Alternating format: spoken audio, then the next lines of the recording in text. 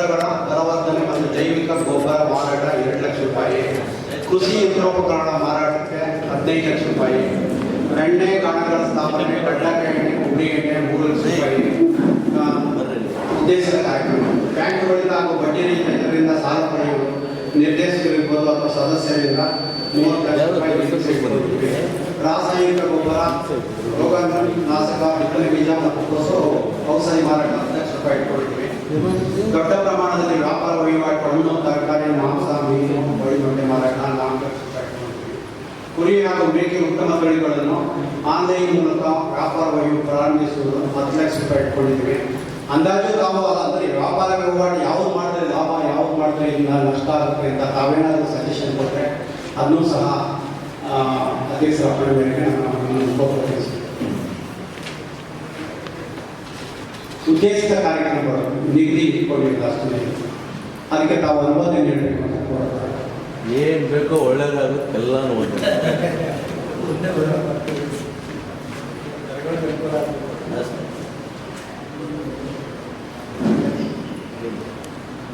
ನಾನು ಸದಸ್ಯರಾಗಿ ಈ ಮಾತನ್ನ ಸಭೆಯಲ್ಲಿ ಆಯ್ಕೆ ಬಯಸಿದ್ದೇನೆ. ಈ ಸಂಘವು ಪ್ರಾರಂಭವಾಗಿ 3 ವರ್ಷ ಆಗಿದೆ. ಅಲ್ಲಿಂದ ಇಲ್ಲಿವರೆಗೆ ಸರ್ಕಾರದಿಂದ ಬರಬೇಕಾದಂಥ ಮ್ಯಾಚಿಂಗ್ ಗ್ರಾಂಟ್ಸ್ ಅಥವಾ ಸಹಾಯಧನಗಳು ಯಾವುದೂ ಬಂದಿಲ್ಲ ಅಂತ ಈಗ ಕೇಳ್ಕೊಂಡು ನನ್ನ ಒಂದು ಅನಿಸಿಕೆ ಏನಪ್ಪ ಅಂದರೆ, ಆಡಳಿತ ಮಂಡಳಿಯ ನಿರ್ದೇಶಕರು ವಾರ್ಷಿಕ ಒಂದು 5 ಸಾರಿ ಅಂದರೆ 3 ತಿಂಗಳು 1 ಸಾರಿ ಆದರೂ ಅಟ್ಲೀಸ್ಟ್ ಕೂತ್ಕೊಂಡು ಅಥವಾ ಎಮರ್ಜೆನ್ಸಿ ಮೀಟಿಂಗ್ ಬರಬೇಕಾದಂಥ ಸರ್ಕಾರದಿಂದ ಏನು ಬರಬೇಕು ಅದನ್ನು ತಗೊಳ್ಳೋದೇ ನಾವು ಸಂಘ ಫಲ ಮಾಡೋದಕ್ಕೆ ಅದರಿಂದ ಆಡಳಿತ ಮಂಡಳಿಯ ಎಲ್ಲ ಸದಸ್ಯರು ಸಕ್ರಿಯವಾಗಿ ಅಧ್ಯಕ್ಷರ ಜೊತೆ ಸಾಥ್ ಮಾಡಿ ಆ ದುಡ್ಡನ್ನು ಬಳಸೋಕ್ಕೆ ಏನು ವ್ಯವಸ್ಥೆ ಮಾಡಬೇಕು ಅಂತ ಒಂದು ತೀರ್ಮಾನ ಮಾಡಿ ಅದರ ಜವಾಬ್ದಾರಿಯನ್ನು ಯಾರು ನಿರ್ದೇಶಕರು ಬಿಟ್ಟು ಆ ದುಡ್ಡು ತೆಗೀಲಿಕ್ಕೆ ಸರ್ಕಾರದಿಂದ ಬಳಸ್ಕೊಳ್ಳಿಕ್ಕೆ ವ್ಯವಸ್ಥೆ ಮಾಡಿ ಅಂತ ನಾನು ಈ ಅಧ್ಯಕ್ಷರಲ್ಲಿ ಮನವಿ ಮಾಡ್ತೀನಿ.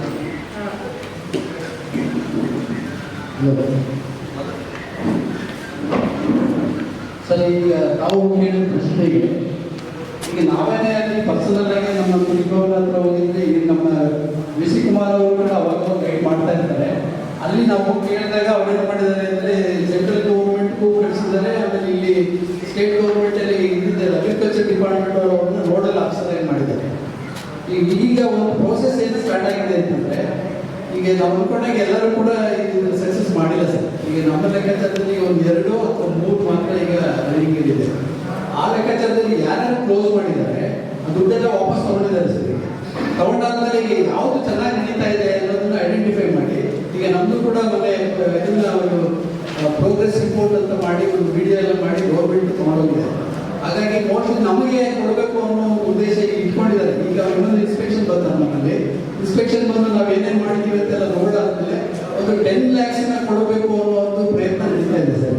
ಅದಕ್ಕೆ ನಾವು ಹೇಳಿದಾಗ ಇನ್ನೊಂದು 2 ಸಾರಿ ನಾವು ವಿಸಿಟ್ ಮಾಡಿದ್ರೆ ಅರ್ಜೆಂಟ್ಲಿ 10 lakhs ಕೊಡುವಂಥ ಒಂದು ಪರಿಸ್ಥಿತಿ ಇದೆ. ಆದರೂ ಕೂಡ ನಾವು ರಾಜಕಾರಣಿಗಳು ನಮಗೆ ದಯವಿಟ್ಟು ತಿಳ್ಕೊಬೇಡಿ, ಇದು ಹೇಳ್ಬೇಕಾದಂಥ ಪರಿಸ್ಥಿತಿ ಇದೆ. ಹಾಗಾಗಿ ನಮಗೆ ಮುಂದಿನ ದಿನಗಳಲ್ಲಿ ಈ ಕಂಪ್ನಿ ಇದೇ ರೀತಿ ಮುಂದುವರೆದ್ರೆ ನಮಗೆ ಎಲ್ಲ 25 ಲಕ್ಷ ದುಡ್ಡು ಬರುವಂಥ ಅವಕಾಶಗಳಿದೆ ಸರ್. ಎಲ್ಲ ನಿರ್ದೇಶಕ ಮಂಡಳಿಯ ಸದಸ್ಯ ಷೇರುದಾರರೇ, ಮಾಧ್ಯಮದಲ್ಲಿ ಇದ್ದಾರೆ. ನಮ್ಮ ಹಿಂದಿನ ಸಾಲಿನ ಸಭೆಯಲ್ಲಿ ಒಂದು ಚರ್ಚೆ ಮಾಡಿದ್ದು, ಇಲಾಖೆಯ ಒಂದು ಅಧಿಕಾರಿ ಬಂದಿದ್ರು, ಯಾಕೆ ದುಡ್ಡನ್ನು ಕೊಡಿಸ್ಕೊಡೋಕ್ಕಾಗಲಿಲ್ಲ ಅಂತೇಳಿ ನಾವೆಲ್ಲರೂ ಕೂಡ ಕೇಳಿದ್ದು. ಅವ್ರು ಕೊಡ್ತೀವಿ ಅಂತೆಲ್ಲ ಹೇಳಿದ್ರು. ಅಲ್ಲಿವರೆಗೂ ಕೂಡ ಅವರೇನೋ ಒಂದಷ್ಟು ಎಷ್ಟೋ ಲಕ್ಷ ದುಡ್ಡು ಕೊಟ್ಟಿದ್ರು ಅವರ ಸಂಸ್ಥೆಗೆ. ಅದನ್ನ ನೀವು ವಾಪಸ್ ಕೊಡಬೇಕು ಅಂತ ಕೇಳಿದ್ರು. ಅದ್ರ ಬಗ್ಗೆ ಏನು ಕ್ರಮ ಕೈಗೊಂಡ್ರಿ ಅಂತ ನನಗೆ ಗೊತ್ತಾಗಲಿಲ್ಲ. ಕಳೆದ ಸಾಲ ನಟರಾಜ್ ಅವರು ಇದ್ದಿದ್ದ ತಾವು ಇದ್ರಿ ಕಳೆದ ಸಭೆಯಲ್ಲಿ, ನೀವೇನು ಹೊಂಟೋಗ್ಬಿಟ್ರಿ ಅನ್ಸುತ್ತೆ ಚರ್ಚೆ ಮಾಡಿದ್ವಿ. ಆ ಸಂಸ್ಥೆ ನಿಮಗೆ ಈ ಹಣನೇ ಬರಲಿಲ್ಲ ಅಂತ ಅಂದಮೇಲೆ ನಿಮ್ಗೆ ಯಾಕೆ ಪರ್ಸೆಂಟ್ ಕೊಡಬೇಕು? ಅದರೊಳಗೆ ಎಷ್ಟೋ ಲಕ್ಷ ಕೊಟ್ಟಿದ್ದು ಅಂತ ವಿಕಸನ ಸಂಸ್ಥೆಗೆ NGO ಈ ಎಲ್ಲ ಪ್ರಾಸೆಸ್ಗಳನ್ನ ಮಾಡಿಕೊಟ್ಟಿದ್ದಕ್ಕೆ ಅವ್ರಿಗೆ ಇಷ್ಟು ಪರ್ಸೆಂಟ್ ಅಂತೇಳಿ ಹಣ ಕೊಟ್ಟಿದ್ದೀವಿ. ಆದರೆ ಗೌರ್ಮೆಂಟ್ ಇಂದಲೂ ಅವ್ರದೇ ಕೆಲಸ, ಗೌರ್ಮೆಂಟ್ ಇಂದಲೂ ನಮ್ಮ ಸಂಸ್ಥೆಗೆ ಹಣ ಪಡ್ಕೊಳ್ಳೋ ಸ್ವಲ್ಪ ಏನೋ ಮಾಡಿಕೊಡ್ಬೇಕಾದದ್ದು ಅವ್ರ ಕರ್ತವ್ಯ. ಅದನ್ನು ಕೊಡಿಸ್ತೇನೆ ನಿಮ್ಗೆ ಯಾಕೆ ದುಡ್ಡು ಕೊಡಬೇಕು ಅಂತ ಹೇಳಿ ನಾವೆಲ್ಲ ಪ್ರಶ್ನೆ ಮಾಡಿದಾಗ ಅದು ಶೀಘ್ರ ನಾವೇನು ಮಾಡಿದ್ವಿ, ನಮ್ಮ ಸಂಸ್ಥೆ ಕೊಡ್ಕೊಳ್ಳಿ ದುಡ್ಡು, ಇಲ್ಲಾಂದ್ರೆ ನೀವು ಅದನ್ನು ರಿಟರ್ನ್ ಮಾಡ್ಬೇಕು, ನೀವು ವಿಕಸನ ಸಂಸ್ಥೆ ರಿಟರ್ನ್ ಮಾಡ್ಬೇಕು ನೀವು ಅಂತ ನಾವೆಲ್ಲ ಕೇಳಿದ್ದು. ಅದ್ರ ಬಗ್ಗೆ ಏನಾದರೂ ಕ್ರಮ ಆಡಳಿತ ಮಾಡಿದ್ರೆ ಏನಾಯ್ತು ಅಂತ ಆಯ್ತು ಗೊತ್ತಾಗಿಲ್ಲ ಸರ್. ಈ ವಿಷಯಕ್ಕೆ ಏನಾಗಿದೆ ಅಂದರೆ ಇಂಥರ ನಾವು ಕೇಳಿದ್ವಿ, ಆಮೇಲೆ ಅಷ್ಟೇ ಅಲ್ಲ ಅವರು ಸಾಕಷ್ಟು ಮಿಸ್ಲೀಡ್ ಮಾಡಿದ್ದಾರೆ. ಇದು ಬರುತ್ತೆ ಹಿಂಗೆ ಮಾಡಿ ಹಾಗೆ ಮಾಡಿ ಅಂತೆಲ್ಲ ನಾವು ಭಾರಿ ಓವರ್ ಎಂತೂಸಿಯಾಸಮ್ನಲ್ಲಿ ಎಲ್ಲ ಸ್ಟ್ರಕ್ಚರ್ಸ್ ಎಲ್ಲ ಮಾಡಿದ್ವಿ. ಅವರು ಈಗ ಹೇಳೋದೇನಂತಂದರೆ, ಈ ನಮ್ಮ ಸಂದೀಪ್ ಅವರು ಸ್ಟೇಟ್ ಡೈರೆಕ್ಟರ್ ಹೇಳಿದ್ದಾರೆ, ಅವರು ಅವತ್ತಿಂದ ಮುಂದೆ ಯಾವ ದುಡ್ಡು ಕೊಟ್ಟಿಲ್ಲ ಸರ್, ಎಲ್ಲ ಸ್ಟಾಪ್ ಮಾಡಿದ್ದಾರೆ. ಯಾವಾಗ ನಾವು ಇಲ್ಲಿಂದ ಡಿಸ್ಕಷನ್ ಮಾಡಿ ನಾವು ಒಂದು ಲೆಟ್ರ್ ಯಾವಾಗ ಕೊಟ್ವಿ, ಅವಾಗ ಅವ್ರಿಗೆ ಏನು ಕೊಡಬೇಕಾಯ್ತು ಇಲ್ಲಿಂದ ಅದೆಲ್ಲ ಫುಲ್ ಸ್ಟಾಪ್ ಮಾಡಿದ್ದಾರೆ. ಈಗ ಎಷ್ಟು ಲಕ್ಷ ಕೊಟ್ಟಿರೋದು ಆ ಸಂಸ್ಥೆಗೆ? ಏನಿದ್ರೆ ಆ ಡಿಪಾರ್ಟ್ಮೆಂಟ್ಗೆ ಸಂಬಂಧಪಟ್ಟಿದೆ ಸರ್, ಅದು ನಮಗೇನು ಡಿಸ್ಕ್ಲೋಸ್ ಮಾಡೋದಲ್ಲ. ಅದಲ್ಲ ಸರ್, ನಮ್ಮ ಲಾಸ್ಟ್ ಟೈಮ್ ಒಂದು ತೋರಿಸಿದ್ವಿ, ನೀವು ಇಷ್ಟು ಲಕ್ಷ ವಿಕಸನ ಸಂಸ್ಥೆ ಕೊಟ್ಟಿದ್ದೀವಿ ನಾವು ಅಂತ ಹೇಳಿ ಅವ್ರದೇನೋ ಅವ್ರು ಪ್ರೆಸೆಂಟ್ ಮಾಡಿದ್ರು.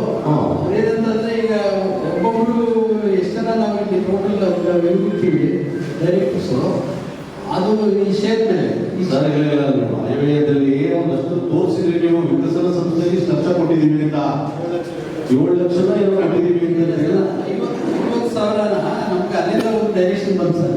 ಏನಂತಂದ್ರೆ 50,000 ರೂಪಾಯಿ ಆಡಿಟರ್ ಕೊಡೋದೇನಿಲ್ಲ, ಅದಕ್ಕೆ ನೀವೇ ಕೊಡ್ಬೇಕು ಅಂತ ಹೇಳ್ಬಿಟ್ಟು ಅವರು ನಮಗೆ ಕೊಟ್ಟಿರೋದಿಲ್ಲ, ಅದಕ್ಕೆ ಮಾತ್ರ ಅವ್ರಿಗೆ ನಾವು ಕೊಟ್ವಿ. ಮಿಕ್ಕಿದೆಲ್ಲ ಈಗ ವಿಕಸನ ಸಂಸ್ಥೆಗೆ ನಮ್ಮ ಸಂಸ್ಥೆಯಿಂದ ಎಷ್ಟೊಂದಿದೆ? ನಮ್ಮ ಸಂಸ್ಥೆಯಲ್ಲಿ ಡೈರೆಕ್ಟ್ ಗೌರ್ಮೆಂಟ್ ಇಂದ ಕೊಡುತ್ತೆ. ಸರಿ, ಗೌರ್ಮೆಂಟ್ ಇಂದಲೇ ಕೊಟ್ಟಿರೋದು ನಾವು ಸರಿಯಾಗಿ ಮಾಡ್ಕೊಟ್ಟಿಲ್ಲ ಅಂತ ಬೇರೆ ದುಡ್ಡು ಬಂದಿಲ್ವಲ್ಲ, ಅವ್ರು ದುಡ್ಡು ಅವ್ರು ತಗೊಂಡ್ರು, ನಮ್ಮ ಸಂಸ್ಥೆ ಕೊಟ್ಟರು, ಸಂಸ್ಥೆ ಬರ್ಬೇಕಾದ ದುಡ್ಡೇ ಇಲ್ವಲ್ಲ. ಗೌರ್ಮೆಂಟ್ ಇದ್ರ ಬಗ್ಗೆ ಏನಾದ್ರು ಆ ಸಂಸ್ಥೆ ಮೇಲೆ ಒಂದು ಅಲಿಗೇಷನ್ ಮಾಡಿ ಪ್ರಕಾರ NGO ಅಂತ ಯಾಕೆ ಮಾಡಿದ್ದಾರೆ ಅಂತಂದ್ರೆ, ನಮ್ಮ ಪರವಾಗಿ ಎಲ್ಲ ಪ್ರೋಸೆಸ್ ಕೂಡ ಅವರೇ ಮಾಡಬೇಕು ಅಂತ ಇರೋದ್ರಿಂದ ಅದಕ್ಕೆ ಯಾವಾಗ ಅವರು ರಿಯಾಕ್ಟ್ ಮಾಡಲಿಲ್ಲೋ ಅವತ್ತಿಂದ ಅವರು ಸ್ಟಾಪ್ ಮಾಡಿದ್ದಾರೆ. ಕೊಡ್ತಾ ಇದ್ದಾರೆ. ನೀವು ಹೇಳಿದಾಗೆ ಮತ್ತೆ ಕೊಟ್ಟಿರೋದಕ್ಕೆ ವಾಪಸ್ ಕಳಿಸ್ಕೋಬೇಕು ಅನ್ನೋದು ಕೂಡ ಗೌರ್ಮೆಂಟ್ ಕೊಟ್ಟಿದ್ದು. ನೀವು ಹೇಳೋದು ಕರೆಕ್ಟ್ ಇದೆ. ನೀವೇನೋ ಕೆಲಸ ಮಾಡಿಲ್ಲ ಅಂದಮೇಲೆ ಅದ್ರ ಬಗ್ಗೆ ಲಾಸ್ಟ್ ಇಯರ್ ಮಾತಾಡಿದ್ರೆ ಅದ್ರ ಬಗ್ಗೆ ಏನು ಎಲ್ಲ ಗ್ರಾಹಕರು ಗೊತ್ತಾಗಲಿ ಅಂತ ನಾನು ಮಾತಾಡಿದೆ.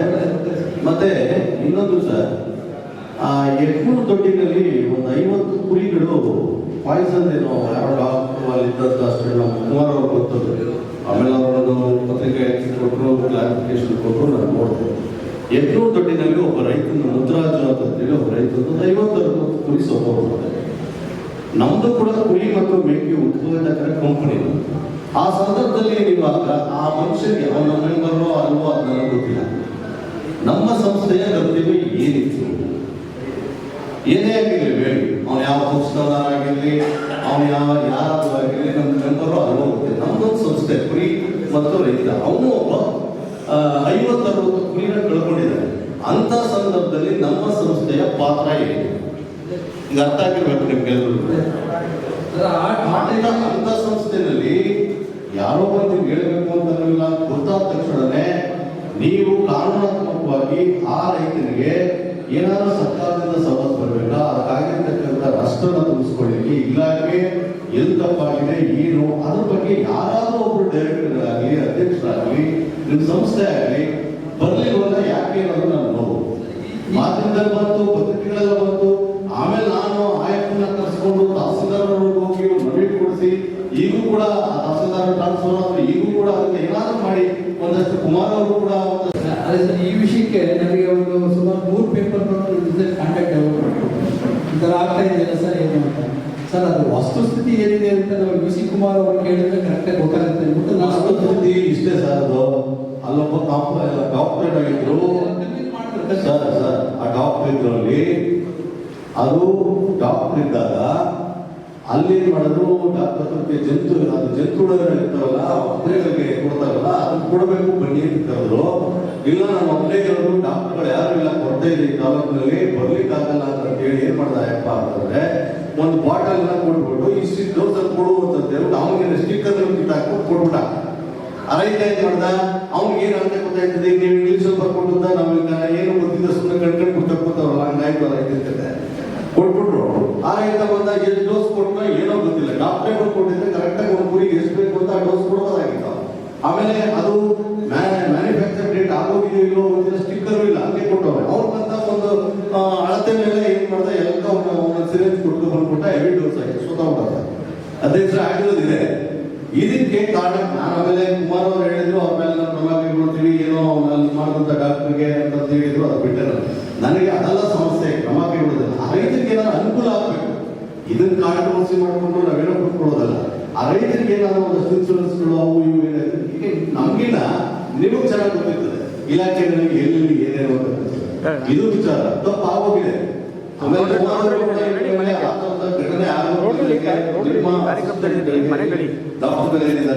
ದಯವಿಟ್ಟು ಯಾವುದೇ ಕಾರಣಕ್ಕೂ ರೈತರಿಗೆ ಕೊಡ್ಲೇಬಾರ್ದು.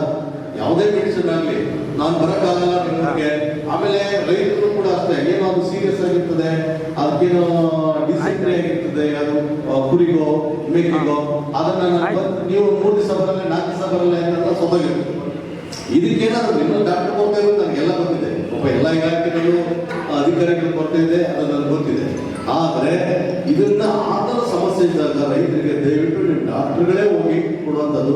ಇಂಥವೆಲ್ಲರೂ ಸ್ವಲ್ಪ ಕಾರ್ಯಾಗಾರ ಮಾಡಿ, ಊಟಿ ವೈಸ್ ಕಾರ್ಯಾಗಾರ ಮಾಡಿ, ಊಟಿ ವೈಸ್ ಎಲ್ಲ ಊಟಿ ವೈಸಲ್ಲೂ ಮೆಂಬರ್ಸ್ ಅವರೇ ಕರೀರಿ, ನಮ್ಮ ಬ್ಯಾನರ್ನ ಹಾಕೊಳ್ಳಿ, ಡಾಕ್ಟರ್ಗಳು ಕರ್ಕೊಳ್ಳಿ, ಸಂಬಂಧಪಟ್ಟವ್ರನ್ನೆಲ್ಲ ಇಲಾಖೆಯನ್ನು ಕರ್ಕೊಳ್ಳಿ, ಒಂದು ಕಾರ್ಯಾಗಾರ ಮಾಡಿ, ಅವೇರ್ನೆಸ್ ಪ್ರೋಗ್ರಾಮ್ ಮಾಡಿ.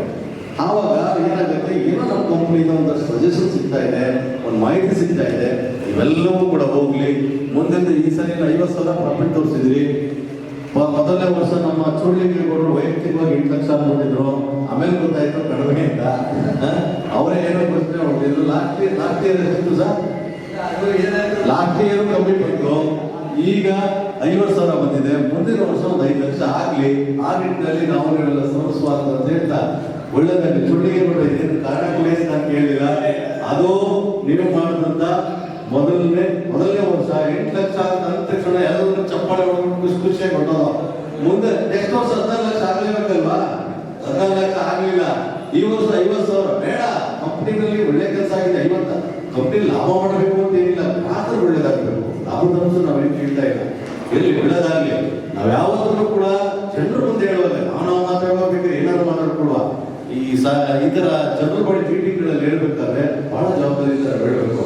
ಸುಮಾರು ಜನ ಕೇಳಿದ್ರೆ ನಾವು ನೀವೇ ಅಂಬೇಡ್ಕರ್ ಬಂದಲ್ಲಿ 8 ಲಕ್ಷ ಅಂತ ಹೇಳಿದ್ರೆ ನಾವೆಲ್ಲ ಚಪ್ಪಾಳೆ ಹೊಡ್ಕೊಟ್ಟು ಆಮೇಲೆ ಗೊತ್ತಾಯ್ತು 8 ಲಕ್ಷ ಅಲ್ಲ, ಅದು ಎಲ್ಲ ಕಳೆದು ಎಷ್ಟು ಕಮ್ಮಿ ಸಿಕ್ತು ಅಂತ ಹೌದಲ್ಲ ಸರ್. ಈ ಸರಿ ಇನ್ನು ಮುಂದೆ ದಯವಿಟ್ಟು ಎಲ್ಲ ಕರ್ತಗಳು ಕನ್ನಡದಲ್ಲೇ ಇರಲಿ. ನಮ್ಮ ಆಡಳಿತ ವಿಧಾನಸೌಧದಲ್ಲೇ ಕನ್ನಡ ಆಡಳಿತ ವ್ಯವಸ್ಥೆ ಆಗಿದೆ. ನಾವು ಕೂಡ ಕನ್ನಡಕ್ಕೆ ಬೆಲೆ ಕೊಡೋಣ ಅಂತ ಹೇಳ್ತಾ ಈ ಸಭೆ ಯಶಸ್ವಿಯಾಗಿದೆ. ಎಲ್ಲ ಕಾರ್ಯಗಳಿಗೂ ನಿಮ್ಮ ಜೊತೆ ಇರ್ತೀವಿ ಅಂತ ಹೇಳಿ ನನ್ನ ಮಾತು. ನಮಸ್ಕಾರ ಸರ್. ಕುಮಾರಸ್ವಾಮಿ ಅವರು ಹೇಳಿದ್ರು, ವೆಲ್ಕಮ್ ಮಾಡ್ತೀವಿ. ಅವ್ರು ಹೇಳ್ತಾರ ಸತ್ಯ ಸುಳ್ಳೇ ಹೇಳ್ತಾ ಇಲ್ಲ.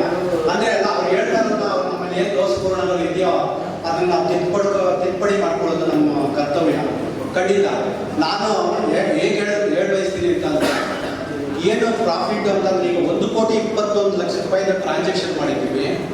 ನಾನು ಹೇಳಿದ ಗೌರ್ಮೆಂಟಿಂದ ಸಂಬಳ ಬಂದಿಲ್ಲ, ಸಾಗಾಣಿಕೆ ವೆಚ್ಚ ಕೊಟ್ಟಿಲ್ಲ, ಪ್ರಿಂಟಿಂಗ್ ಚಾರ್ಜ್ ಕೊಟ್ಟಿಲ್ಲ, ಜನರಲ್ ಬಾಡಿದು ಅಂದರೆ ಟೋಟಲ್ ಏನು ಪ್ರಾಫಿಟ್ ಬಂದಿದೆಯೋ, ಪ್ರಾಫಿಟ್ ಅಂತ ಈಗೂ 8 ಲಕ್ಷ ರೂಪಾಯಿ 6 ಲಕ್ಷ ರೂಪಾಯಿ ನಮಗೆ ಪ್ರಾಫಿಟ್ ಬಂದಿತ್ತು. ಟೋಟಲಿ ಬಂದಿರೋದು ಆ ಟೋಟಲ್ ಪ್ರಾಫಿಟ್ ಒಂದು ಸೆಕೆಂಡ್ ಅದನ್ನ ಕಳೆದು ನೆಟ್ ಪ್ರಾಫಿಟ್ ನಮಗೆ ಸರ್ಕಾರದಿಂದ ಬಂದಿರೋದು ನೆಟ್ ಪ್ರಾಫಿಟ್ ಇದು.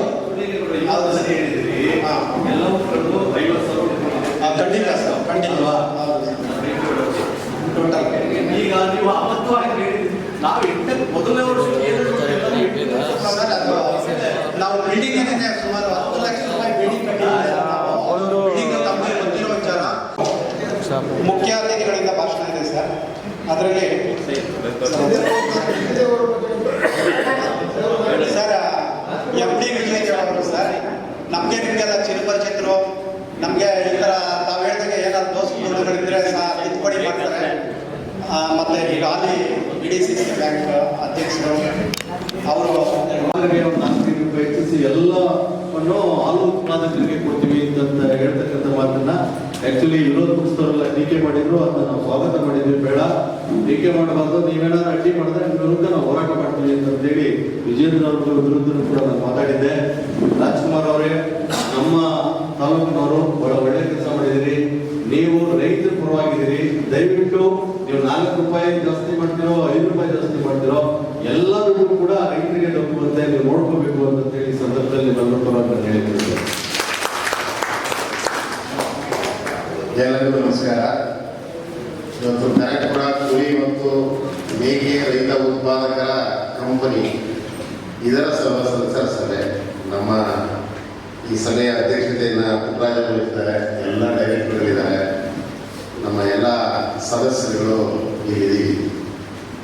ಇನ್ನು ನಮಗೇನು ಅಂತಂದರೆ ಒಂದು ಕನ್ಫ್ಯೂಷನ್ನು ಎಲ್ಲರಿಗೂ ಕಾಡ್ತಾ ಇದೆ. ಮತ್ತೆ ಅದನ್ನ ಇದು ಸರಿಪಡಿಸ್ಕೊಳ್ಳೋಕ್ಕೆ ಸ್ವಲ್ಪ ಟೈಮು ತಗೊಳ್ತದೆ ಅಂತ. ನಾವು ಇನ್ನೂ ಸೊಸೈಟಿಗಳ ಕಾನ್ಸೆಪ್ಟ್ ಅಲ್ಲೇನೆ ಈ ಒಂದು ಸಂಸ್ಥೆಯಲ್ಲಿ ಇದ್ದೀವಿ. ಇದು ಕಂಪ್ನಿ ಆಕ್ಟ್ ಅಲ್ಲಿ 1956 ಆಕ್ಟ್ ಕಂಪ್ನಿ ಆಕ್ಟ್ ಅಲ್ಲಿ ರಿಜಿಸ್ಟರ್ ಆಗಿರ್ತಕ್ಕಂಥದ್ದು. ನಮ್ಮ ಸಂಘ ಸಂಸ್ಥೆಗಳ ವಿಚಾರ, ಸಂಘ ಸಂಸ್ಥೆಗಳ ಬೈಲ, ಸಂಘ ಸಂಸ್ಥೆಗಳ ವ್ಯವಹಾರ ಇದ್ರೆ ಬೇರೆ. ಈ ಕಂಪನಿಯ ವ್ಯವಸ್ಥೆ, ರೀತಿ ನೀತಿ ಕಾನೂನುಗಳೇ ಬೇರೆ. ಇದರಲ್ಲಿರ್ತಕ್ಕಂಥ ಉದ್ದೇಶ ಇದೇ ಬೇರೆ. ಇದನ್ನ ಸ್ವಲ್ಪ ಈ ಪ್ರಾರಂಭ ಯಾಕಾಯ್ತು ಅಂತಂದ್ರೆ, ಇದು ಒಂದು ಬ್ರಿಟಿಷರ ಒಂದು ಕಾಲದ ಕೆಲವು ಕಾನೂನುಗಳ ಅಡಕದಲ್ಲಿ ಬಂದಿರತಕ್ಕಂಥ ಸಂಸ್ಥೆ ಇದೆ. ಕಂಪ್ನಿಗಳ ಆಕ್ಟ್ ಪ್ರಾರಂಭ ಆಗೋದು ಬ್ರಿಟಿಷರ ಕಾಲದಲ್ಲಿ. ಆ ಕಂಪ್ನಿಗಳು ಬಂದಾಗ, ಬ್ರಿಟಿಷರು ಬಂದಾಗ ಕಂಪ್ನಿಗಳ ಮೂಲಕ ಮಾಡಿಕೊಂಡು ಕಂಪ್ನಿಗಳಲ್ಲಿ ಸ್ವಲ್ಪ ಸಹಾಯವನ್ನು ಕೊಟ್ಟು ಅವ್ರ ಮೂಲಕ ಮಾಡಿಸಿ ಬರ್ತಕ್ಕಂಥ ಪ್ರಾಫಿಟ್ ಎಲ್ಲವನ್ನು ಕಂಪ್ನಿಗಳು ತೆಗೆದುಕೊಳ್ಳೋಕೆ ಮಾಡ್ತಾ ಇದ್ದಂಥದ್ದು ಹಿಂದಿನ ಒಂದು ಬ್ರಿಟಿಷರ ಕಾಲದಲ್ಲಿ ಇರ್ತಕ್ಕಂಥ ಕಾನೂನು. ಆ ಕಾನೂನಿಗೆ ತಿದ್ದುಪಡಿ ತಂದು ಅಲ್ಲಿ ಆಗ್ತಕ್ಕಂಥ ಷೇರುದಾರರು ಅಥವಾ ಯಾರಿರ್ತಾರೆ ಆ ಕಂಪ್ನಿಯ ಸ್ಥಾಪನೆ ಮಾಡಿ ಆ ಭಾಗದ ಉತ್ಪಾದನೆಗಳು, ಆ ಭಾಗದ ವ್ಯಾಪಾರಗಳು ಏನಾಗ್ತವೆ ಅದರಲ್ಲಿ ಬರ್ತಕ್ಕಂಥ ಲಾಭಗಳನ್ನ ಸೊಸೈಟಿ ಆಕ್ಟ್ ಅಲ್ಲದೆ ಕಂಪ್ನಿ ಆಕ್ಟ್ ಅಲ್ಲಿ ಅಳವಡಿಸಿ ಅಲ್ಲಿ ಬರ್ತಕ್ಕಂಥವ್ರಿಗೆ ಒಂದು ಅನುಕೂಲ ಆಗಬೇಕು, ಅದಕ್ಕೆ ಸಹಕಾರ ನೀಡಬೇಕು ಅನ್ನುವಂಥ ಉದ್ದೇಶದ ಮೇಲೆ ಈ ಕಂಪ್ನಿಗಳು ಪ್ರಾರಂಭ, ಕಂಪ್ನಿಗಳ ಒಂದು ಸಹಕಾರ ಸಂಘಗಳು ಪ್ರಾರಂಭ. ಇದರಲ್ಲಿ ಏನ್ ಮಾಡಿದ್ರು, ಫಸ್ಟ್ ಒಂದಷ್ಟು ಸಹಾಯಧನವನ್ನ 20 ಲಕ್ಷ ಸಹಾಯಧನವನ್ನ ಕೊಡ್ತೀವಿ, ನಿಮ್ದು 10 ಲಕ್ಷ 15 ಲಕ್ಷ ಶೇರ್ದನ್ನ ನೀಡಬೇಕು ಅಂತ. ಅದಕ್ಕೆ ಎಲ್ಲರೂ ಶೇರ್ ಕಲೆಕ್ಟ್ ಮಾಡೋರು, ಶೇರ್ ಇದು ಮಾಡೋರು. ಇದಕ್ಕೆ ಲಾಭಾಂಶನ ಅವರು ಎಷ್ಟು ತಗೊಳ್ಬೇಕು ಅಂತ 3 ವರ್ಷದ ಬರ್ತಕ್ಕಂಥ ಮೇಂಟೆನೆನ್ಸ್ನ ಎಲ್ಲರೂ ಅವರೇ ಮಾಡ್ತೀವಿ ಅಂತ ಮಾಡೋದು. ಇದೆಲ್ಲ ಆಗ್ತಾ ಬಂತು. ಆಗ ಕೆಲವು ಆಗಲಿಲ್ಲ, ಕೆಲವು ದುಡ್ಡುಗಳು ಬಂದಿಲ್ಲ, ಅದನ್ನು ಫುಲ್ಫಿಲ್ ಮಾಡೋಕ್ಕಾಗಿಲ್ಲ. ಈಗ ನಮ್ಮ ಪುಟ್ಟರಾಜವರು ಅಧ್ಯಕ್ಷರಾಗಿಕೊಂಡು ಒಂದು ಪ್ರತಿಭಾನ್ವಿತ ಇದರಲ್ಲಿ ಕೆಲಸ ಮಾಡಿದಂಥವರು ಈ ಸಂಸ್ಥೆನ ಮುನ್ನಡೆಸ್ಕೊಂಡು ಹೋಗ್ತಾ ಇರೋದ್ರಿಂದ ಇಲ್ಲಿರ್ತಕ್ಕಂಥ ಎಲ್ಲ ಸಹಕಾರಿ ಬಂಧುಗಳು ಮತ್ತು ನಮ್ಮ ಡೈರೆಕ್ಟರ್ಗಳು ಭಾಳ, ಈಗ ನಮ್ಮ CEO ಮಹೇಂದ್ರ ಕುಮಾರ್ ಕೆಲಸ ಮಾಡೋದು, ಸಂಬಳ ತಗೊಂಡಿಲ್ಲ. ಮೊದಲನೇ ಒಂದು ಸ್ವಲ್ಪ ಕೆಲಸ ಮಾಡೋದು. ಯಾಕೆಂದ್ರೆ ಪ್ರಾರಂಭ ದಿನಗಳಲ್ಲಿ ನಾವೇನೋ ಬರ್ತದೆ ಅಂದ್ಕೊಂಡು ಮಾಡ್ಕೊಂಡಿದ್ದು ಅದು ಬರಲಿಲ್ಲ. ಆದರೆ ಇದೇನಾಗತ್ತೆ, ಒಂದು ಸಂಸ್ಥೆ ಪ್ರಾರಂಭ ಆಗಿದೆ. ಪ್ರಾರಂಭ ಆದಮೇಲೆ ಯಾವ ರೀತಿ ನಡೆಸ್ಕೊಂಡು ಹೋಗ್ಬೋದು ಇರ್ತಕ್ಕಂಥ ಪರಿಸ್ಥಿತಿ.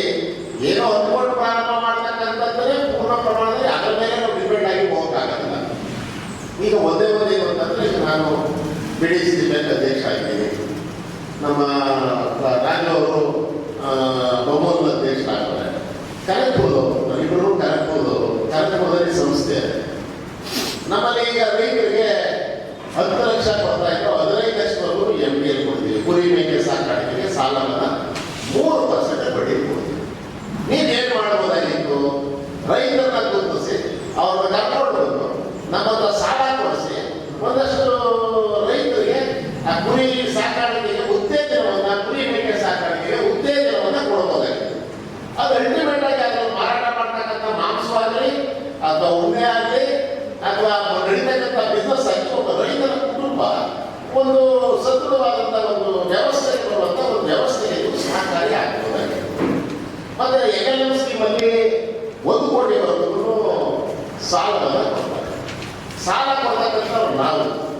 NLM ಸ್ಕೀಮಲ್ಲಿ 50% ಸಬ್ಸಿಡಿ ಬರ್ತದೆ. ಇದು ಎಷ್ಟೋ ಜನ ರೈತರಿಗೆ ಗೊತ್ತಿಲ್ಲ.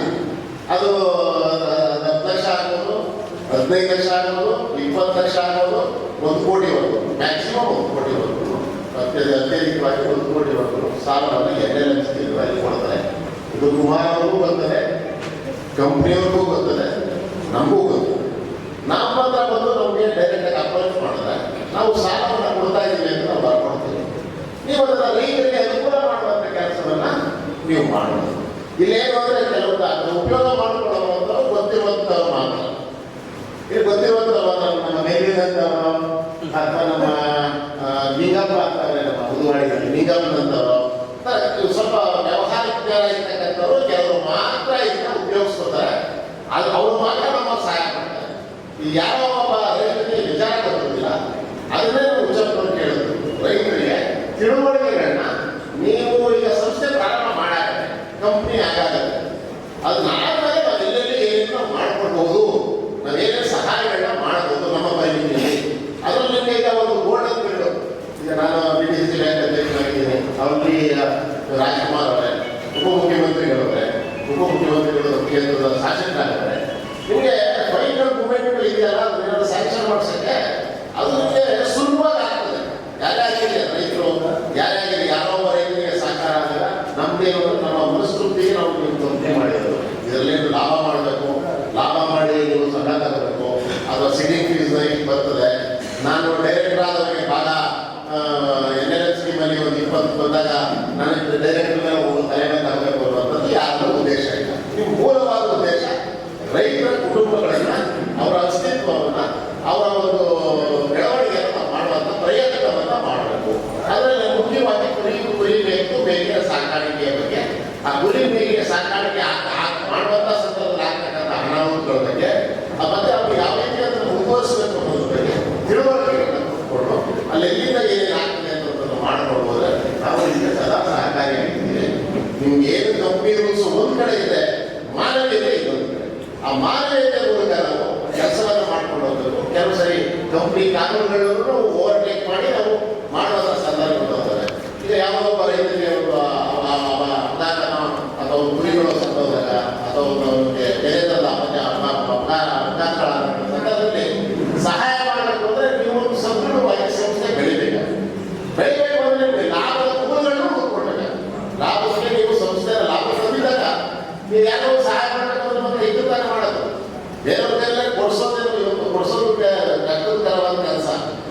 ನೀವು ಅದನ್ನ ಮೂಲವನ್ನು ನೀವು ಏನೇ ಮಾರಾಟ ಮಾಡಬೇಕಾದ್ರೂ ಒಂದು ಚರ್ಚೆ ಮಾಡಿಕೊಂಡು ಏನೇನು ಈಗ ನಮ್ಮಲ್ಲಿ ಸ್ಕೀಮ್ ಇದೆ. ಈಗ MS ಅಂತ ಸ್ಕೀಮ್ ಮಾಡಿದ್ದೀವಿ, ಮಲ್ಟಿ ಸರ್ವಿಸ್ ಸೆಂಟರ್ ಅಂತ. ನಾವು 1 ಕೋಟಿವರೆಗೂ 1% ಇಂಟ್ರೆಸ್ಟ್ಗೆ ಸಾಲ, 1 ಕೋಟಿವರೆಗೂ 1 ಕೋಟಿವರೆಗೂ ಸಾಲ ತಗೊಂಡು ನೀವು ನಿಮ್ಮ ವ್ಯವಹಾರವನ್ನು ಹೆಚ್ಚಿಸ್ಕೋಬಹುದು. ನಿಮಗೆ ಆ ಸರ್ಕಾರದಲ್ಲಿ ನಿಮ್ಮ ಕಂಪ್ನಿಯವರು ಬರುವವರೇ ನೀವು ತಗೊಂಡು ನೀವು ಮಾಡಕ್ಕೆ ಹೋದ್ರೆ ನಿಮ್ಗೆ ಅದನ್ನು ಮಾಡುವಷ್ಟಲ್ಲೇ ನಿಮಗೆ ಆ ಸ್ಕೀಮ್ ಮಾಡುವಷ್ಟಲ್ಲೇ ನೀವು ಅದನ್ನು ಪ್ರಾರಂಭ ಮಾಡೋದ್ರೇ ಕಳ್ಕೊಂಡಿರ್ತಾರೆ ಟೈಮ್ನ. ಈ ಥರ ಅನೇಕ ವಿಚಾರಗಳಿರ್ತವೆ. ಇದನ್ನೆಲ್ಲ ಭಾಳ ಗಾಢವಾಗಿ ಯೋಚನೆ ಮಾಡಬೇಕು. ಯಾಕೆಂದರೆ ನೀವೊಬ್ಬ ಶಿಕ್ಷಿತ ಕುಟುಂಬದಿಂದ ಬಂದಿರ್ತಕ್ಕಂಥವ್ರು, ಶಿಕ್ಷಿತರಾಗಿ ನಾಲ್ಕಾದಕ್ಕೆ ವಿವೇಚನೆಯನ್ನು ಮಾಡಿಕೊಂಡಿರ್ತಕ್ಕಂಥವ್ರು, ನಿಮ್ಮ ಒಂದು ನೇತೃತ್ವದಲ್ಲಿ ಒಂದು ಸಂಸ್ಥೆ ಬೆಳೀತಾ ಇದೆ. ಇನ್ನೂ ಹೆಚ್ಚಿನ ನಿಮ್ಮ ಒಂದು ಬುದ್ಧಿವಂತಿಕೆಯಲ್ಲಿ ನೀವು ಇನ್ನೂ ಹೆಚ್ಚಿನದನ್ನು ಸಾಧಿಸಬಹುದಾಗಿತ್ತು ಈ ಟೈಮಲ್ಲಿ ಅನ್ನೋದು ನಮ್ಮ ಭಾವನೆ. ನೀವೇನು ತಪ್ಪು ಮಾಡಿದ್ದೀರಿ ಅನ್ನೋಂಥ ಭಾವನೆ ಏನಿಲ್ಲ. ನೀವು ಮಾಡ್ತಕ್ಕಂಥ ಕಾರ್ಯವನ್ನು ಇನ್ನೂ ಒಂದಷ್ಟು ಚತುರತೆಯಿಂದ ಇನ್ನೂ ಒಂದಷ್ಟು ನಿವಾರವಾಗಿ ಮಾಡ್ಬೋದಾಗಿತ್ತು ಅನ್ನೋಂಥದ್ದು ನಮಗೆಲ್ಲರ ಅಭಿಪ್ರಾಯ. ಇದು ಮಾಡಿಕೊಡ್ಬೇಕು, ನೀವು ಪೂರ್ಣ ಸಹಕಾರ ಅಂತ ಹೇಳಿ ನನ್ನ ಕರೆಸಿ ಮಾತನಾಡಿ ಅವಕಾಶ ಮಾಡಿಕೊಟ್ಟಂಥ ಎಲ್ಲರಿಗೂ ಧನ್ಯವಾದಗಳು ತಿಳಿಸಿ ಮುಂದಿನ ದಿನಗಳಲ್ಲಿ ಈ ಕಂಪನಿ ಒಂದು ಒಳ್ಳೆಯ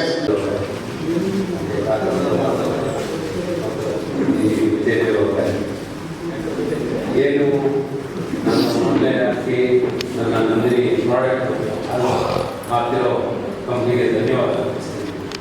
ಅದರಿಂದ ಅವ್ರಿಗೆ ಲಾಭ ಆಗಿದೆಯೋ ಅಂತ ಗೊತ್ತಿಲ್ಲ. ಅದರಿಂದ ನಮಗಂತೂ ಒಂದಷ್ಟು ಸಹಾಯ ಆಗಿದೆ. ಏನಂತ ಅಂದರೆ ಇವಾಗ ನನಗೆ ಏನು ಪ್ರಯೋಜನ ಆಯಿತು ಅಂದರೆ ಅವ್ರು ಐಸ್ ಕ್ರೀಮು ಮಾರ್ತಾಯಿದ್ರು. ಐಸ್ ಕ್ರೀಮು ಮಾರಿದಾಗ ಏನಾಯಿತು, ಅದು ಈ ಕನಕಪುರ ಲೋಕಲ್ ಅವರು ತಗೊಂಡಿದ್ರು. ಅವ್ರು ಭಾಳಷ್ಟು ಸಪ್ಲೈಯಲ್ಲಿ ಭಾಳ ಪ್ರಾಬ್ಲಮ್ ಮಾಡೋದು. ನಾನು ಅದನ್ನ ಸುಮಾರು ಸತಿ ಕೇಳಬೇಕು, ಅವ್ರ ಹತ್ರ ಹೋದರೆ ಗಲಾಟೆ ಮಾಡ್ತಾರೆ, ಸರ್ ನಿಮಗೆ ಸಪ್ಲೈ ಕೊಟ್ಟರೆ ಐಸ್ ಕ್ರೀಮ್ ಕಷ್ಟ ಆಗುತ್ತೆ ನೋಡಿ, ಹಿಂಗೆಲ್ಲ ಪ್ರಾಬ್ಲಮ್ ಆಗ್ತದೆ, ಅದು ಮೇಜರ್ ಐಸ್ ಕ್ರೀಮ್ ಇಲ್ಲ. ಅದೇನಾಯಿತು, ಕೊನೆಗೆ ನಮ್ಮಲ್ಲಿ ಐಸ್ ಕ್ರೀಮು ಈ ಸಮ್ಮರ್ ಬಂತು ಅಂತಂದರೆ ಐಸ್ ಕ್ರೀಮ್ ಇರ್ತಿರ್ಲಿಲ್ಲ. ಯಾಕಂದರೆ ನಮ್ಮ ಹಾಸನ್ನು ಮತ್ತು ಮದರೇ ಎರಡೇ ಕಡೆ ಐಸ್ ಕ್ರೀಮ್ ಮಾಡ್ತಾ ಇದ್ರು. ಅದು ಭಾಳ ಒಂದು ಥರ ಮಾಡಿದ್ರು. ಅದನ್ನು ಮನಗಂಡು ನಾನೇನು ಮಾಡಿದೆ, ನಾನು ನಮ್ಮ ಮಂತ್ರಿಗಳನ್ನ ಮಾತಾಡಿದೆ, ನಮ್ಮ ಡೈರಿಗಳನ್ನು ಮಾತಾಡಿ ಕನಕಪುರದಲ್ಲಿ 50,000 ಲೀಟ್ರು ಐಸ್ ಕ್ರೀಮ್ ಮಾಡೋದಕ್ಕೆ ಪರ್ಮಿಷನ್ ಕೊಡಿಸಿದ್ದಾರೆ KMF. ಇವಾಗ DP ಅದೆಲ್ಲ ಮುಗಿಸಿದ್ದೀವಿ. ಇನ್ನು ಮುಂದಿನ ದಿನಗಳಲ್ಲಿ ನಮ್ಮದು ಶುರುವಾಗುತ್ತೆ. ಜೊತೆಗೆ ಮೊನ್ನೆ ಇದೇ ರೀತಿ ನಾವು ರೈತರಿಗೆ ದುಡ್ಡು ಸಾಲದಾಗ ಸರ್ ನೀವು ಕೊಡ್ತಾ ಇರೋದು ಕಮ್ಮಿ ಆಗ್ತಿದ್ರಿಂದ ನಾವು ಸಿದ್ದರಾಮಯ್ಯ ಅವ್ರನ್ನ ಕೇಳ್ಕೊಂಡಾಗ ಮನವಿ ಕೊಟ್ಟಾಗ ಅವರು ಇಲ್ಲ ನಾನೇನೋ ಕೊಡೋದು ಕೊಡ್ತೀನಪ್ಪ, ನೀವು ರೈತರುಗಳು ಸುಮ್ಮನೆ ಕೂತಿರ್ತೀರ ನೋಡೋ ನಾನು ಕೊಟ್ಟೆ ನಾಳೆ ಕಡೆಗೆ ವಿರೋಧ ಎಲ್ಲ ಗಲಾಟೆ ಮಾಡ್ತಾರೆ, ನೀವು ಅವರು ಮಾಡಿದೆ ಸರಿ ಏನೋ ಮಾಡ್ತಾರೆ ಮಾತಾಡ್ತಾರೆ. ಅದರಿಂದ ದಯವಿಟ್ಟು ನೀವು ಅದರ ವಿರುದ್ಧವಾಗಿ ನೀವು ಎಲ್ಲ ಎಚ್ಚೆತ್ಕೊಂಡ್ರೆ ನಾವೇನಾರು ಮಾಡ್ಬೋದು.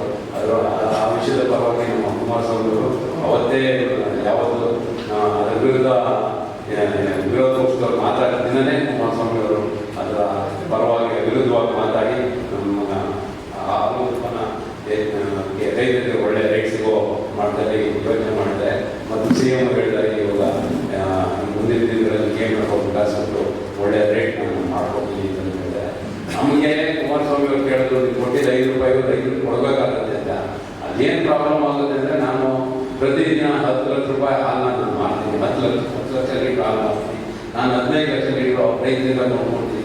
ನನಗೆ ಏನು ₹5 ಬರುತ್ತೆ, ಅದು 50 ಲಕ್ಷ ರೂಪಾಯಿ ರೈತರಿಂದ ಬರೋದು 15 ಲಕ್ಷಕ್ಕೆ, 15 ಲಕ್ಷ ಲೀಟ್ರ್ ಬರುತ್ತೆ. ನಾನು 10 ಲಕ್ಷ ಲೀಟ್ರ್ ಮಾತ್ರ ನಾನು ಮಾರ್ಬೇಕಾಗುತ್ತೆ. ಇನ್ನಿಕ್ಕಿದ 5 ಲಕ್ಷ ಲೀಟ್ರ್ ಪೌಡ್ರ್ ಮಾಡ್ತೀನಿ. ನನಗೆ ಅದಕ್ಕೆ ₹5 ದುಡ್ಡು ಬರಲ್ಲ. ನಾನೇನು ಗ್ರಾಹಕರು ಕೊಡೋದು 10 ಲಕ್ಷ. ಅವಾಗ ಏನಾಗುತ್ತೆ, ನಾವು ₹5 ನೇರವಾಗಿ ರೈತರು ಕೊಟ್ಟರೆ ಪ್ರತಿದಿನ ನಮಗೆ 15 ಲಕ್ಷ ಪ್ರತಿದಿನ ಲಾಸ್ ಆಗುತ್ತೆ. ಅಂದರೆ 4 ಕೋಟಿ ಪ್ರತಿದಿನ ಲಾಸ್ ಆಗೋಗುತ್ತೆ. ಇದು ನಮ್ಮ ಸದ್ಯದ ಪ್ರಾಬ್ಲಮ್. ಏನಂದರೆ ನಾವು ಎರಡು ಮೇಂಟೈನ್ ಮಾಡಿಕೊಂಡು ರೈತರಿಗೂ ಕೊಡಬೇಕು. ರೈತರಿಗೆ ನಮಗೇನು ಬೇರೆ ಕಡೆ ಯಾವುದೇ ಥರದ ಹಣಕಾಸಿನ ಸಹಾಯ ಸಿಗಲ್ಲ. ನಾವು ಸಂಪಾದನೆ ಮಾಡಬೇಕು, ನಾವು ಇದು ಮಾಡಬೇಕು. ಜೊತೆಗೆ ಏನು ಪ್ರಾಬ್ಲಮ್ ಆಗಿದೆ ಅಂದರೆ, ಈ ವ್ಯವಸ್ಥೆಯಲ್ಲಿ ನಾವು ಇವಾಗ ಕನಕಪುರದಲ್ಲಿ 1,000 ಕೋಟಿ ಬಂಡವಾಳ ಹಾಕಿದ್ವಿ. 1,000 ಕೋಟಿ ಬಂಡವಾಳ ಹಾಕಿ ನಾವು ಒಂದು ಚೀಸ್ ಫ್ಯಾಕ್ಟ್ರಿಗೆ ಒಂದು ನಮ್ಮ ಕರ್ನಾಟಕದಲ್ಲಿ ಎಲ್ಲೂ ಇರಲಿಲ್ಲ. ನಮ್ಮ ಅದರಲ್ಲೂ ಬೊಮ್ಮೂರಲ್ಲಿ ನಮ್ಮ KMF ಇರಲಿಲ್ಲ. ಅದಕ್ಕೇನಾದ್ರು ಮಾಡಿ ನಾವು ಈ ಚೀಸ್ ಮಾಡಿದ್ರೆ ಇಂಟರ್ನ್ಯಾಷನಲ್ ಮಾರ್ಕೆಟಲ್ಲಿ ಒಳ್ಳೆ ರೇಟ್ ಸಿಗುತ್ತೆ ಅಂತ ನಾವು ಒಂದೇ ಒಂದು ಕಾರಣಕ್ಕೆ ನಾವು ಮಾಡಬೇಕು ಅಂತ ಅದಕ್ಕೊಂದು 300 ಕೋಟಿ ಬಂಡವಾಳ ಹಾಕಿದ್ವಿ.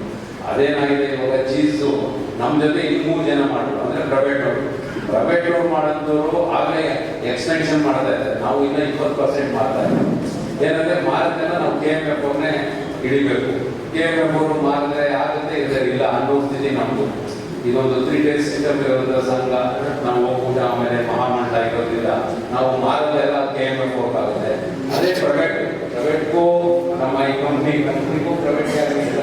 ಏನು ಪ್ರೈವೇಟಲ್ಲಿ ನಾನು ಸಿಂಗಲ್ ಡಿಸಿಷನ್ ತಗೊಳ್ತೀನಿ, ನಾನು ಮಾಡ್ತೀನಿ. ಆದರೆ ನಮ್ಮ ಜೊತೆ ಕಾಂಪಿಟೇಟ್ ಏನಿದ್ರು ಕರ್ನಾಟಕ ಜೊತೆ ಆಗಲೇ ನಮ್ಮ ಜೊತೆ ಆಗಲೇ ಒಂದು ಡಬಲ್ ಮಾಡ್ಕೊಡ್ತಾ ಇದ್ದಾರೆ. ಯಾಕಂದರೆ ಅವರ ಮಾರ್ಕೆಟಿಂಗ್ ಮಾಡ್ತಾರೆ. ನಮ್ಮ ಈ ವ್ಯವಸ್ಥೆಯಲ್ಲಿ ಎಲ್ಲರೂ ಒಂದು ಸಣ್ಣ ಲಿಂಕ್ ತಪ್ಪೋಯ್ತು ಅಂತ ಅಂದರೆ ನಾವು ವ್ಯವಸ್ಥೆ ನಮಗೆ ನಿಲ್ಲಿಸಬೇಕಾಗುತ್ತೆ. ಅದು ಮುಂದೆ ಭಾಳ ಕಷ್ಟ ಆಗುತ್ತೆ. ನಾವು ಏನಂದರೆ ಒಳ್ಳೆ ಗುಣಮಟ್ಟದ ಒಂದು ಉದಾಹರಣೆಗೆ ಹೇಳಬೇಕು ಅಂದರೆ, ನಮ್ಮ ಕಾನೂನು ಬದಲು ಕೇಳ್ತಾ ಇದ್ವಿ, ಏನು ನಂದಿನಿ ಯಾಕೆ ಕುಡಿಬೇಕು ಏನದಕ್ಕೆ ಅಂತ. ನೀವು ಜಸ್ಟ್ ಒಂದು ಸಣ್ಣದು ಹೇಳ್ತೀವಿ, ಈ ಫ್ರೋಸನ್ ಡೆಸರ್ಟ್ ಅಂತ ಇರುತ್ತೆ. ಎಲ್ಲ ಆಲ್ಮೋಸ್ಟ್ ಎಲ್ಲರೂ ಫ್ರೋಸನ್ ಡೆಸರ್ಟ್. ನಾವು ನಮ್ಮದು ಐಸ್ ಕ್ರೀಮ್ ಅಂದರೆ ಮಿಲ್ಕ್ ಬೇಸ್, ಫ್ರೋಸನ್ ಡೆಸರ್ಟ್ ಅಂದರೆ ಆಯಿಲ್ ಬೇಸ್. ಯಾರು ಗೊತ್ತಿರಲ್ಲ ನಮಗೆ. ನಾವು ಎಲ್ಲೋದ್ರೂ ಆಯಿಲ್ ಬೇಸ್ನೇ ನಾವು ಎಲ್ಲ ಯಾವ್ಯಾವ ದೊಡ್ಡ ಕಂಪ್ನಿಗಳೇ ಎಲ್ಲ ಆಯಿಲ್ ಬೇಸ್ ಐಸ್ ಕ್ರೀಮ್ಸೇ. ಇವಾಗ ನಮ್ಮ ಅಮೂಲು ನಂದಿನಿ ಎರಡು ಬಿಟ್ಟರೆ ಮಿಕ್ಕಿದೆಲ್ಲ ಆಯಿಲ್ ಬೇಸೇ. ಫ್ರೋಸನ್ ಡೆಸರ್ಟ್ ಅಂದರೆ ನೀವು ಆಯಿಲ್ ಬೇಸ್ ಮಾಡಿದ್ರೆ, ನಂದಿನಿ ಮಾತ್ರ ನಂದಿನಿ ಅಮೂಲ್ ನಮ್ಮ ಮಿಲ್ಕ್ ಬೇಸಲ್ಲಿ ಮಾಡುವಂಥ ಇದು. ನೀವು ದಯವಿಟ್ಟು ಏನಾದರೂ ಉಪಯೋಗ ಟೈಮಲ್ಲಿ ನೋಡಿ, ಅದು ಕೆಳಗಡೆ ಭಾಳ ಸಣ್ಣ ಬರ್ತಿರ್ತಾರೆ. ಇದು ಡೆಸರ್ಟ್ ಅಂತ ಬರ್ತಿದ್ದಾಗ ನೋಡಿ, ಅದು ಫ್ರೋಸನ್ ಡೆಸರ್ಟ್ ಆದರೆ ಅದು ಆಯಿಲ್ ಬೇಸು.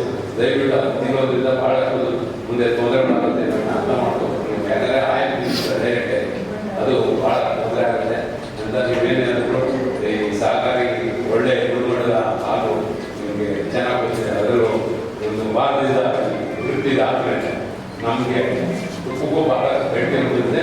ಏನು ನಾವು ವೃತ್ತಿಗೆ ಹಾಕೊಳಕ್ಕೆ ಆಗ್ತಿಲ್ಲ ಅಂದರೆ ಅವರು ನಾವು ಕಾಸ್ಟ್ ಪ್ರೈಸಿಂದ ನಾವು ಕಮ್ಮಿ ಕೊಡ್ತೀವಿ ವೃತ್ತಿಯಿಂದ. ಅದಕ್ಕಿಂತ ಕಮ್ಮಿಗೆ ಇನ್ನೊಬ್ರು ಕಾಂಪಿಟೇಟ್ ಮಾಡಿದ್ರು, ಅವರು ಆನ್ಲೈನ್ ಟೆಂಡರ್ ಕರೆದಿದ್ರು. ಅದ್ರಲ್ಲಿ ಅವರು ಅದಕ್ಕಿಂತ ಕಮ್ಮಿ ಕರೆದಿದ್ರು.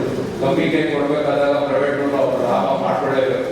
ನಾವು ಇವತ್ತು ಕೊಡ್ತಿರೋದು ನಾವು ನಮ್ಮ ರೈತರಿಗೆ ಕೊಟ್ಟರೆ ಅವ್ರ ರೈತರು ಖುಷಿ ಪಡ್ತಾರೆ. ಅದಕ್ಕಿಂತ ಕಮ್ಮಿ ರೇಟ್ ನಾವು ರೈತರಿಗೆ 560 ರೂಪಾಯಿ ಕೊಟ್ಟರೆ ನಾವು ಇವ್ರಿಗೆ ತಿರುಪ್ತಿಗೆ 490 ರೂಪಾಯಿ ಕೊಡ್ತೇವೆ. ಅದರಿಂದ ಇದೆಲ್ಲ ಬೇರೆಯವರೆಲ್ಲ ಯಾಕೆ ಕೊಡಲ್ಲ ಅಂತ ಕೇಳ್ತಾರೆ. ನಾವು ತಿರುಪ್ತಿಗೆ ಕೊಡಲ್ಲ ಅಂತ ಹೇಳಿದ್ರೆ ಬಟ್ ನಮ್ಮ ರೇಟಿನ ಕಮ್ಮಿ ಹಾಕೊಂಡು ಅವರು ಅಲ್ಲಿ ವ್ಯವಸ್ಥೆನೇ ಬೇರೆ ಥರ ಇದೆ. ದುಡ್ಡು ಕೊಡಬೇಕಾಗೋದು ಅದೆಲ್ಲ ಭಾಳ ಪ್ರಾಬ್ಲಮ್ ಇತ್ತು. ಈ ನಡುವೆ ಸರಿ ಅವರೇ ಡೈರೆಕ್ಟಾಗಿ ಕೇಳಿದ್ರಿಂದ ಮೊನ್ನೆ ಒಂದು 300 ಟನ್ನಷ್ಟು ತುಪ್ಪ ಕಳಿಸ್ಕೊಟ್ಟಿದ್ವಿ.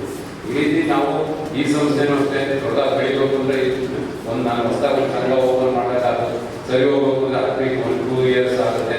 ಅದು ಉದ್ದೇಶ ಬಿಟ್ಟು ಬೇರೆ ಕೆಲಸಗಳು ಮಾಡಿ ಹಣ ಸಂಪಾದನೆ ಮಾಡಿದಾಗ ಆ ಉದ್ದೇಶದ ಪರವಾಗಿ ಹೋಗ್ಬೋದು ಅಂತ ಅಂದ್ಕೊಂಡು ನಾನು ಒಂದೆರಡು ಮಾತಾಡೋ ಅವಕಾಶ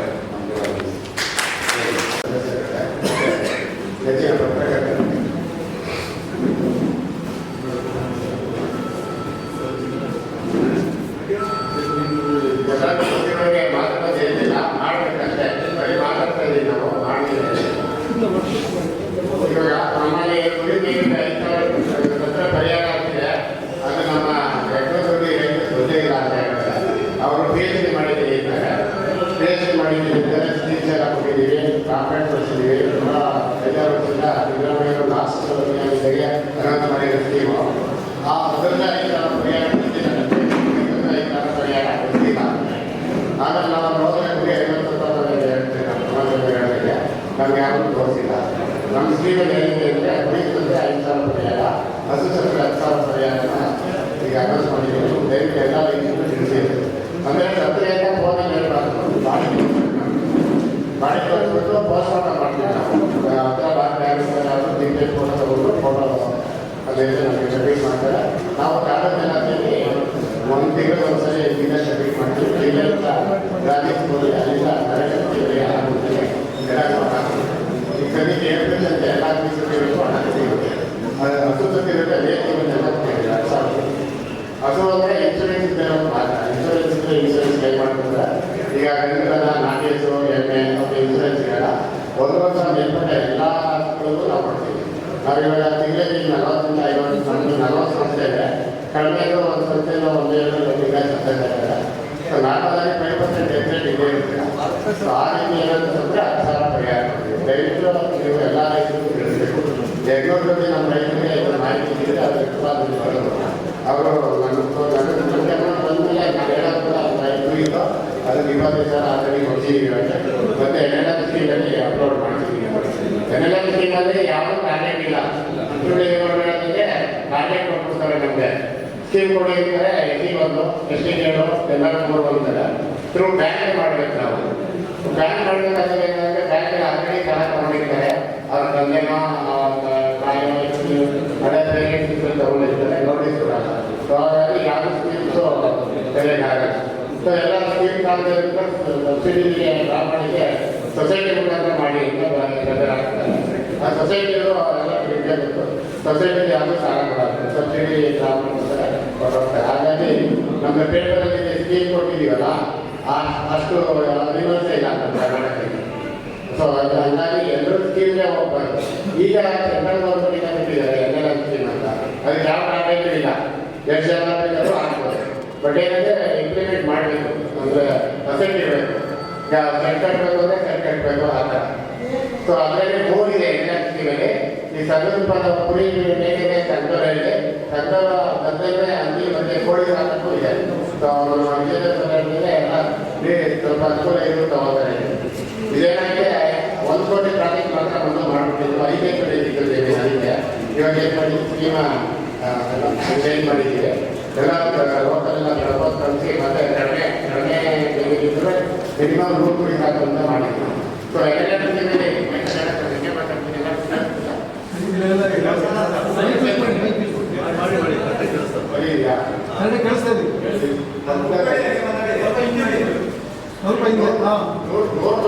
ಮಿನಿಮಮ್ 100 ಕೋಟಿ ಮೇಲೆ 100 ಕೋಟಿ ಅಥವಾ ಮೇಲೆ ಒಂದೇ ಸ್ಕೀಮು ಯಾರು ಬೇಕಾದ್ರೂ ಸಾಕ್ಬೋದು. 100 ಕೋಟಿ ಮನೆ ಇರಬೇಕು. ಇದಕ್ಕೇನು ಬೆಳಗ್ಗೆ 2 ಪಾಯಿಂಟ್ ಅವ್ರು ಬೇಕಾಗಿರೋದು. ರೈತರಿಗೆ ಜಮೀನು ಇರಬೇಕು, ಬ್ಯಾಂಕ್ನಲ್ಲಿ ಅವ್ರಿಗೆ ಯಾವುದು ಸಾಲ ಇರಬಾರ್ದು. ಇವೆಲ್ಲ ನಾವು ಕೇಳ್ತಾ ಇದ್ದೀವಿ. ಉಳಿದೆಲ್ಲ ರೆಕಾರ್ಡ್ ಇಂಜಿನಿಯರ್ ಮಾಡಿಕೊಡ್ತೀವಿ, ನಾವೇ ಮಾಡ್ಕೊಡ್ತೀವಿ.